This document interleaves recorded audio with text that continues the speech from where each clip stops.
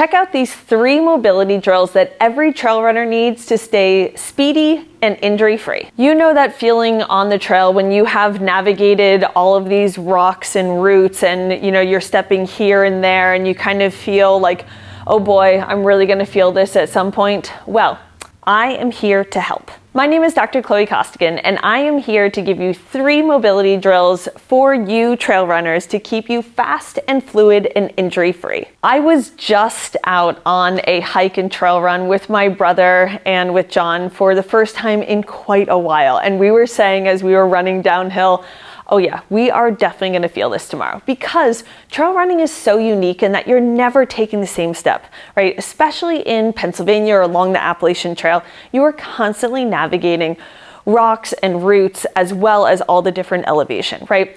That requires a lot from your hips, right? You need a lot of core and pelvic stability. So the foundation of that core and pelvic stability is mobility. If your hips are immobile, it's actually going to slow you down, because if you think about it, immobility is friction in your body. So can you run more freely if you're wearing shorts, or can you run more freely if you're wearing stiff denim, right? We need to break up this stiff denim in your body, okay? So I am here to give you 3 different mobility drills. They are quick, and there's something you can return to pre and post run to make sure that your hips are open to begin with, and then also are nice and refreshed, so then you can maximize your time on the trail. Let's start with the deep lunge with thoracic rotation. For the deep lunge stretch, start on all 4s. Then you're gonna bring your left leg forward, and both hands are going to be on the inside of the left leg. You're gonna walk your right foot back and lift up that knee. Now your right hand is gonna come to the center, right in line with your chest, with the center of your chest. You're gonna bring your left arm out to the side. Now, both sides of my pelvis are staying even. I'm just turning my trunk open. So you notice I'm not moving my whole body, okay? I'm just moving just my trunk, and then I'm gonna come back to center. So now every time that I go back to center, I'm gonna reset my pelvis, bring my hand out to the side, turn open, and come back down. I'm gonna do this 10 times on each direction. What I want you guys to be thinking about is my pelvis is staying even as I'm doing this. And if this hand is down on the ground, I'm turning just my trunk. So I'm not turning my whole legs as I do this. I'll show you guys from the front. So my right foot is forward, then my left hand is in the center of my chest. My arm is out in a T, and I'm just turning my trunk, okay? So I'm not turning my whole body. Otherwise, then this left side of my hip is dropping down, okay? I'm keeping both sides of my pelvis pointing down. I'm not letting the one hip sag. You're gonna do 10 repetitions on either side. For the dynamic calf stretch, step on a rock or on a step.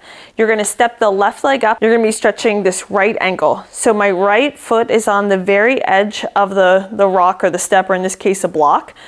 And then I'm going to drop my heel, my right heel down just until I feel that stretch. And then I'm gonna come back up to neutral. Drop it down, come back up to neutral. Drop it down, come back up to neutral. So I'm not going up into a heel raise. I'm just dropping it down, come back to neutral. This is also really helpful for making sure that your arch isn't collapsing too when you're running. So you want to keep your toes pointing ahead. You want to make sure that that arch isn't collapsing on that right hand side as you drop the heel down, come back to neutral. You're going to do 10 on each side.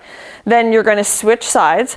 The other thing that's helpful is that now on this standing leg, because I'm stretching this left ankle, on my right leg, on my standing leg, I'm getting a little bit of stability work as well, because that's what's also going to be helpful, is that when I'm running, I need to be able to have this ankle flexibility, but then I also need single leg stability. So I'm getting kind of a 2-for-1 here. So you're going to do 10 repetitions on either side. For the hip gates, you're going to stand on a single leg. You want to try to engage those lower abdominal muscles. And when you're standing on a single leg, make sure that your arch isn't collapsing, okay? So I'm lifting up this right leg. This is the leg that I'm working on the mobility, okay? So I'm bringing my leg out to the side and back to center, out to the side, back to center. Now, This might look easy, but what I'm really doing is I'm making sure that both sides of my pelvis are continuing to point forward. So I'm not turning my hips open at all, okay? I'm just turning this leg out to the side and back, okay? We're gonna do that 10 times. Then you're gonna switch to the other side. You're gonna balance, bring that leg out and back. You might notice that they are asymmetrical. That's totally normal. You're gonna try over the course of the 3 rounds to try to make them a little bit more symmetrical.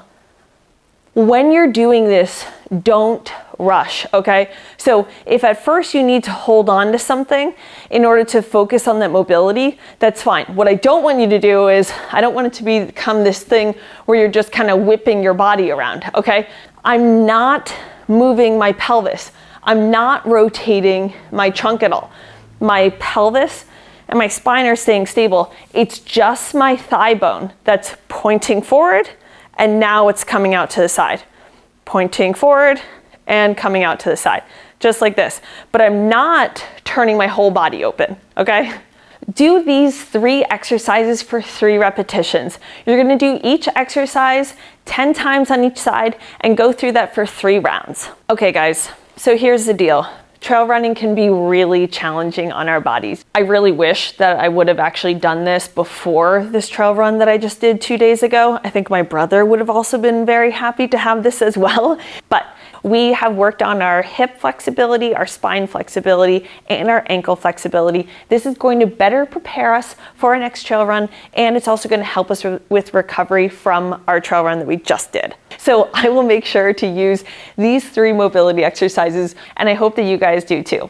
I would love to hear what you guys think of this. So give this a try, let me know what you think, and make sure you comment below so then I can hear how it's working for you guys. If you have something else that's always bugging you on your trail runs, please comment below, because I make this content for you guys, right? So if I can help you in another way, I would be happy to. And hey, don't forget to save this video, because you'll likely have to come back to it, because sometimes we end up doing some of the exercises not quite right. So it's good to reference it. And make sure to like and share it with some of your trail running friends. Let's keep all of you guys, including myself and my brother, moving injury-free.